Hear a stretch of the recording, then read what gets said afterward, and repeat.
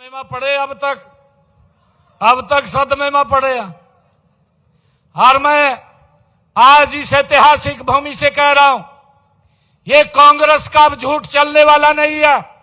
ये दुकान खोल ली नरे झूठ की। सुबह उठते हैं, सुबह उठ करके झूठ पसोरना शुरू कर देते हैं, झूठ बोलना शुरू कर देते हैं। मैं आज आपके बीच में आप सबके आशीर्वाद से एक बात कह करके जा रहा हूं, अगली बार कांग्रेस का भी खाता नहीं खुलेगा, पूरा का पूरा सुपड़ा साफ हो जाएगा। जो इनकी नीति है, जो इनकी नीति है। मैंने विधानसभा चुनाव में हरियाणा प्रदेश के लोगों के साथ एक वायदा किया था, संकल्प लिया था। मैंने कहा था कि जो किडनी का पेशेंट है उसे डायलिसिस कराना पड़ता था और एक डायलिसिस का 25 से 30 हजार रुपए खर्चा आता था। किसी को 3 डायलिसिस कराने पड़ते थे, किसी को 2 कराने पड़ते थे। लाखों रुपया हर महीना खर्चा होता था और वो खर्चा नहीं दे पाता था। खर्चा नहीं दे पाता था तो परिवार के साथ नहीं रह पाता था। हमने संकल्प लिया कि ये डायलिसिस का कोई पैसा नहीं लगेगा, मुफ्त में डायलिसिस होगा। और साथियों, 8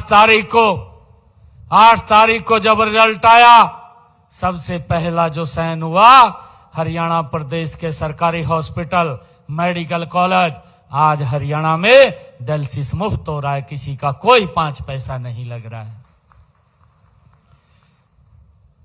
भाइयों बहनों, हमने ये भी संकल्प लिया था कि हमारी वो माताएं बहनें जिन परिवारों की इनकम 1,80,000 रुपए से कम है, ऐसे परिवारों की माताओं की रसोई में हम 500 रुपए का गैस का सिलेंडर भेजेंगे।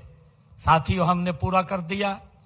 आज 500 रुपए का गैस का सिलेंडर पहुंचाने का काम हमारी सरकार कर रही है।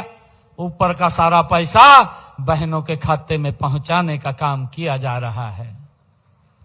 साथियों, मुझे खुशी है, हमने हरियाणा के अंदर यह फैसला किया कि मेरे हरियाणा प्रदेश के किसान की फसल, सारी की सारी फसल, 24 फसलें एमएसपी पर खरीदने का काम करेंगे।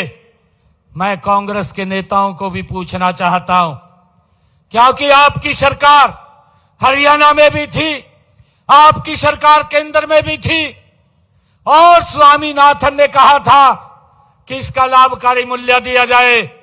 इन्होंने उस रिपोर्ट को डस्टबिन में डाल दिया, किसान को लाभकारी मूल्य नहीं दिया। भारतीय जनता पार्टी नरेंद्र मोदी की सरकार है कि आज हरियाणा के किसान की 24 फसलें एमएसपी पर खरीदने का काम हरियाणा सरकार कर रही है। देश का पहला राज्य है जो अपने किसान की फसल एमएसपी पर खरीद रहा है।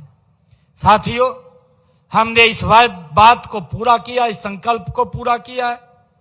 मैं इन लोगों को पूछना चाहता हूं, जो कांग्रेस के और अन्य दल के लोग आज हवा बनाने में लगे हुए हैं, परंतु हवा तो निकली पड़ी है इनकी, कुछ नहीं बचा।